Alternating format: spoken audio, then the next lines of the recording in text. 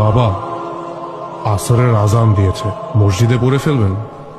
না ভাই, আপনিই পড়েন, আমি বাসা যেয়ে পড়ব।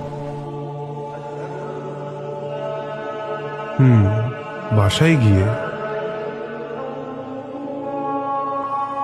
এই ট্যাক্সি যাবা? কোথায় যাবেন মামা? এই তো পান্থপথ। হ্যাঁ যাবো, মিটার থেকে 20 টাকা বাড়ায় দিন। হ্যাঁ হ্যাঁ, চলো চলো।